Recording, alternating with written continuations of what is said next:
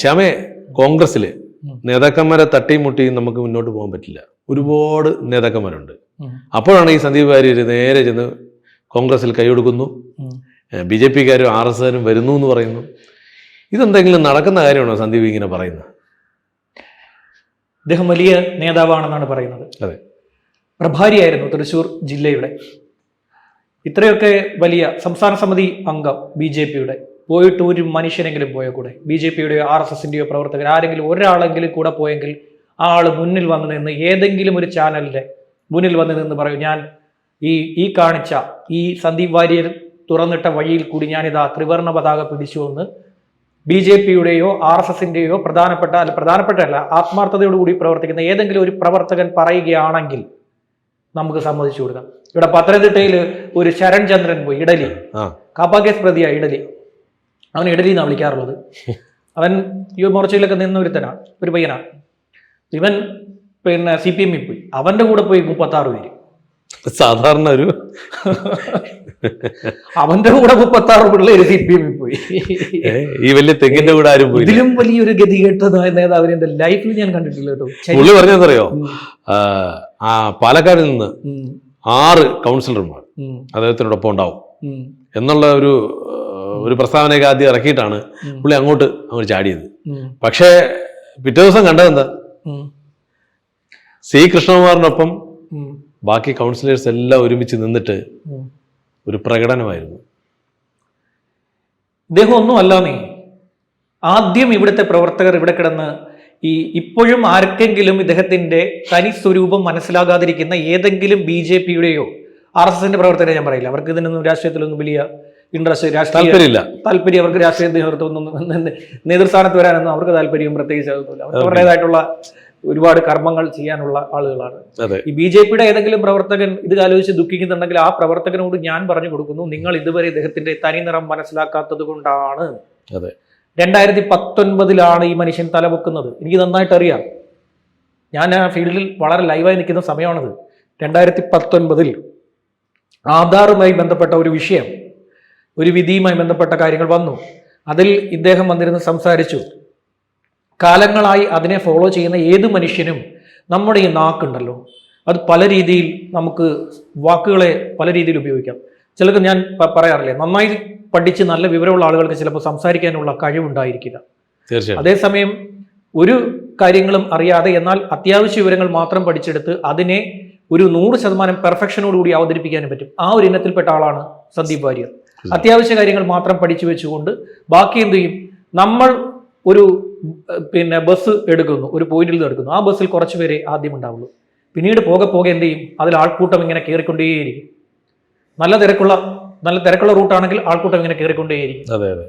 അങ്ങനെ ആ ഒരു പ്രതീക്ഷയിൽ സ്റ്റാർട്ട് ചെയ്ത സന്ദീപ് വാര്യറിന്റെ യാത്ര 2019 അദ്ദേഹത്തിന്റെ രാഷ്ട്രീയം ആരംഭിക്കുന്നത്. ശരിക്കും നോക്കിയാൽ മതി, അദ്ദേഹം പറയുന്ന അദ്ദേഹത്തിന്റെ 8ാം ക്ലാസ്സിൽ അദ്ദേഹം SFIക്ക് വേണ്ടി 8ാം ക്ലാസ്സിൽ പോയിട്ട് ഇനിയിപ്പം നമുക്ക് ചെത്തല്ലൂർ സ്കൂളിൽ പോയിട്ട് 8ാം ക്ലാസ്സിൽ പഠിച്ച സന്ദീപ് വാര്യരെ കണ്ടുപിടിക്കാൻ പറ്റും? ഒരിക്കലും പറ്റില്ല. വലിയ ബുദ്ധിമുട്ടായതൊക്കെ ആ ചരിത്രമൊക്കെ കണ്ടുപിടിച്ച് പോവുക എന്ന് പറയുന്നത് വലിയ പാടുള്ള കാര്യമാണ്. 8ാം ക്ലാസ്സിൽ പഠിക്കുമ്പോൾ സന്ദീപ് വാര്യർ 8ാം ക്ലാസ്സിൽ പഠിക്കുമ്പോൾ 90കളുടെ കാലഘട്ടമാണ്. പിന്നെ ഇദ്ദേഹം സദ്ദാം ഹുസൈന്റെ വലിയ ആരാധകനായിരുന്നു. സദ്ദാം ഹുസൈന്റെ വലിയ അദ്ദേഹം തന്നെ പറഞ്ഞ കാര്യമാണ്. സദ്ദാം ഹുസൈന്റെ വലിയ ആരാധകനായിരുന്നു. ഇദ്ദേഹത്തിന്റെ ഒരു പ്രത്യേകത എന്ന് പറയുന്നത്, ഇദ്ദേഹത്തിന്റെ രാഷ്ട്രീയ സ്റ്റൈൽ എന്ന് പറയുന്നത് ഓൾട്ടർനേറ്റീവ് കറണ്ട് ഉണ്ടല്ലോ, ഓൾട്ടർനേറ്റീവ് കറണ്ട്, AC എന്ന് പറയും. AC-യുടെ വേവ് കണ്ടിട്ടുണ്ടോ? AC-യുടെ വേവ് ഇങ്ങനെയാ പോവുക, മേളിൽ പോവും, താഴെ പോവും, ഗ്രാഫ് ഇങ്ങനെ പൊക്കൊണ്ടേയിരിക്കും. ഈ ഒരു ലൈനാണ് പുള്ളി സ്വീകരിക്കുക. അതായത് പുള്ളിക്ക് പ്രതീക്ഷിച്ച സാധനങ്ങൾ കിട്ടാതാകുമ്പോൾ എന്ത് ചെയ്യും, പുള്ളി താഴോട്ട്, മുകളിൽ നിൽക്കുന്ന ആളെന്ത് ചെയ്യും, പെട്ടെന്ന് താഴോട്ട് പിടിച്ചളയും. അതായത് പിണങ്ങി മേടിക്കുക എന്ന് പറയും. ചില വീടുകളിൽ ചില ഭാര്യമാരുണ്ട്, എന്തെങ്കിലും കിട്ടിയില്ല എന്നുണ്ടെങ്കിൽ കുറച്ചു നേരം മിണ്ടാതിരിക്കും, അല്ലെങ്കിൽ കൊച്ചിനെ എടുത്ത് വീട്ടിൽ പോകളയും, സ്വന്തം വീട്ടിൽ പോകളയും. എന്തെങ്കിലും ഒരു കാര്യം കിട്ടാതിരുന്നാൽ മതി.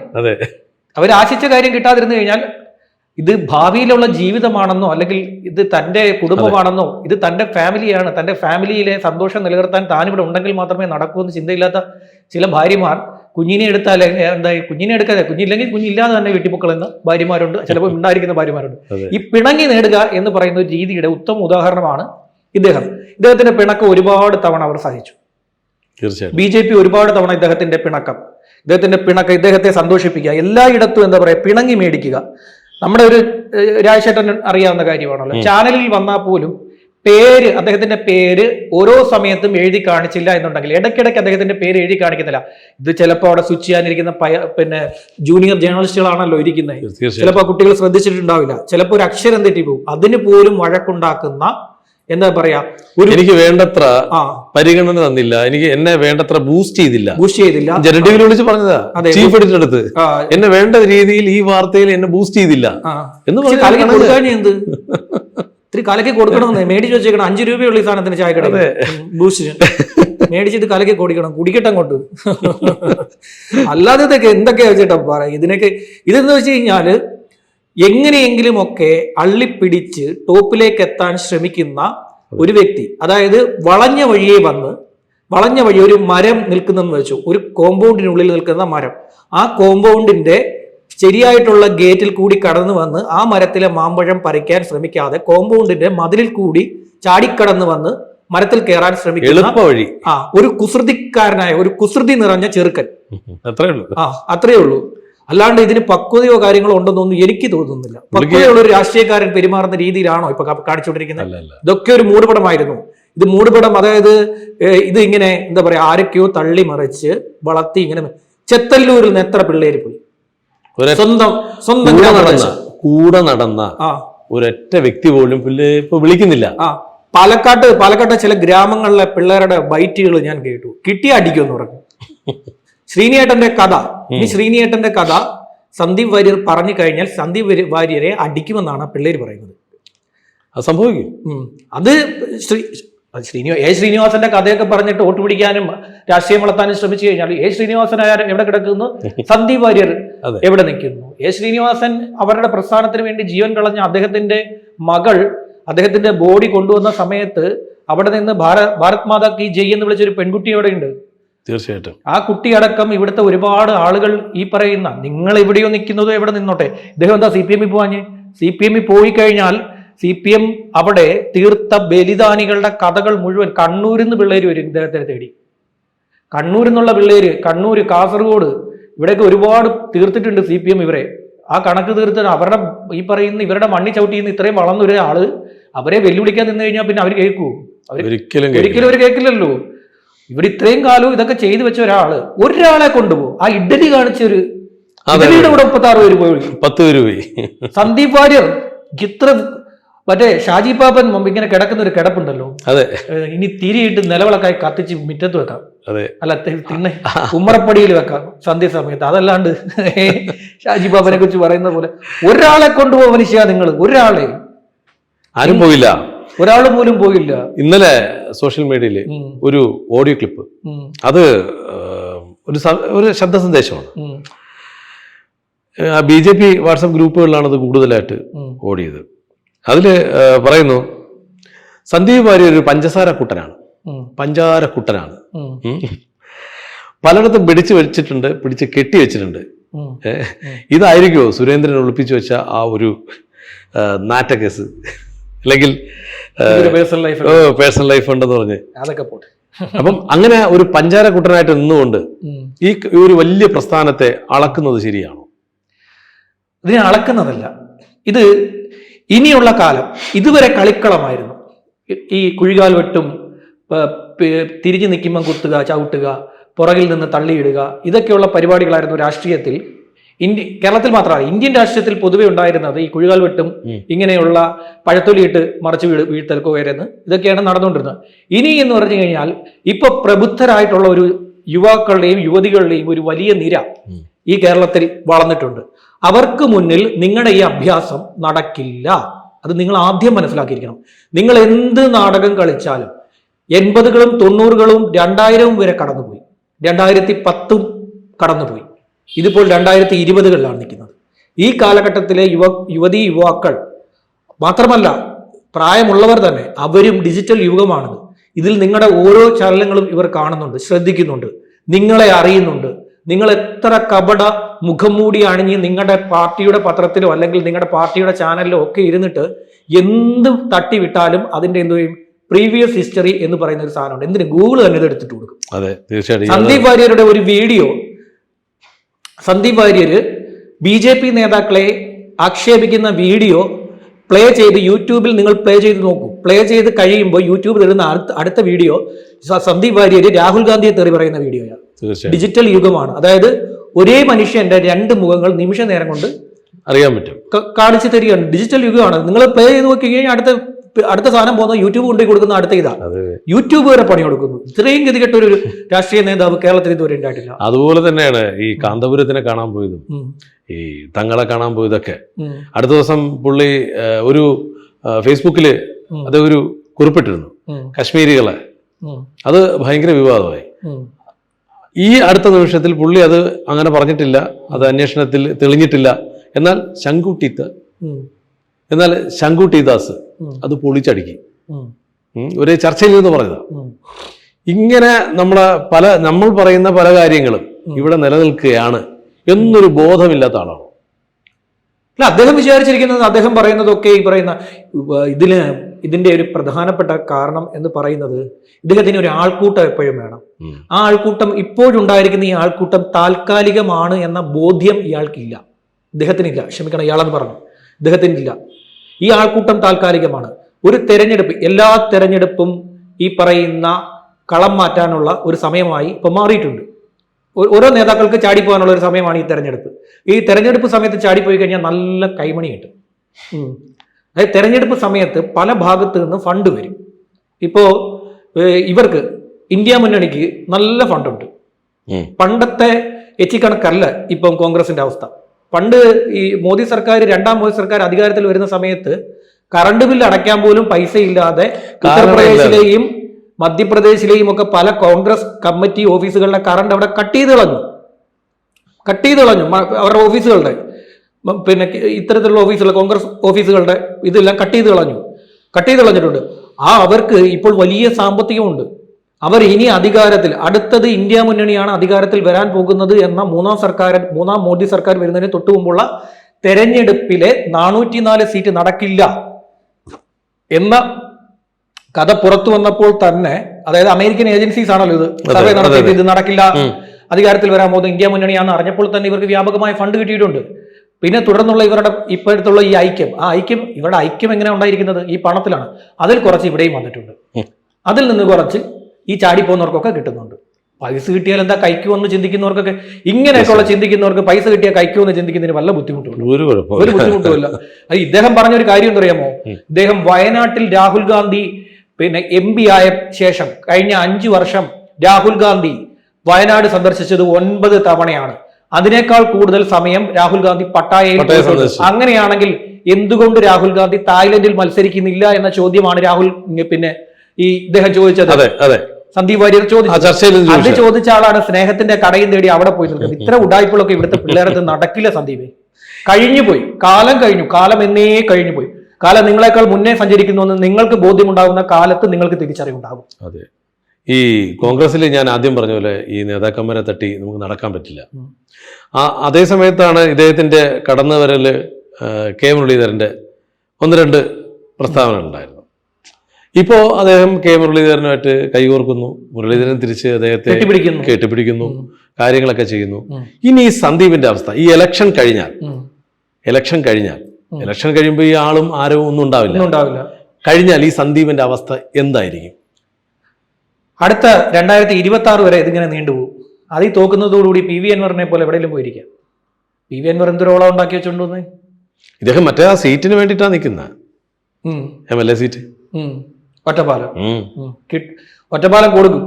പക്ഷേ അദ്ദേഹത്തിന് ഒറ്റപ്പാലം സീറ്റ്, ഒപ്പം ഈ KPCC ജനറൽ സെക്രട്ടറി അല്ലെങ്കിൽ ജനറൽ സെക്രട്ടറിമാരെ തട്ടിയിട്ട് ഇവിടെ നടക്കാൻ പറ്റൂല. ചേട്ടൻ ഞാൻ കാണിച്ചു തരാം.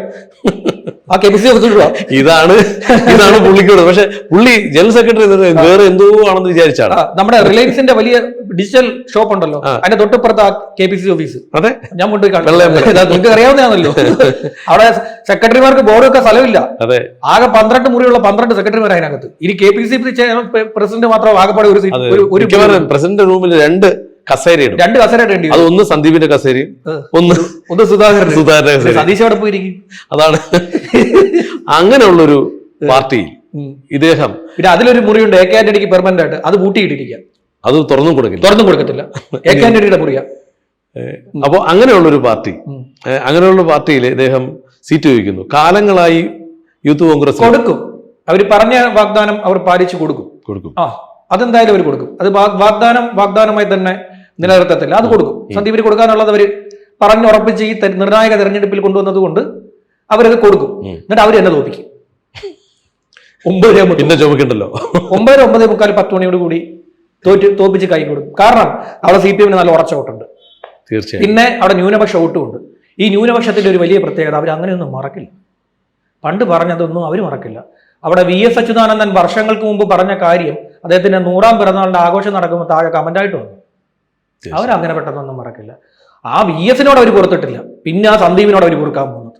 ചുമ്മാ ഇരിക്കണം. അവരിപ്പോ ചിരിച്ചൊക്കെ കാണിക്കും. എല്ലാ ശത്രുതയും എല്ലാ എന്താ പറയാ ചതിയും എല്ലാം മനസ്സിൽ വെച്ച് നമ്മൾ ഇങ്ങനെ ചിരിച്ചു കാണിക്കണം. അവസരം വരുമ്പോൾ ഓരോന്നായിട്ട് നമ്മൾ എടുത്ത് ഉപയോഗിക്കും. അടിയിൽ കമന്റ് ഉണ്ട്, ഇത്രയും കാലം അവിടെ നിന്ന് ഇന്നസെന്റിന്റെ ഡയലോഗാണ് ഞാൻ പറഞ്ഞത്.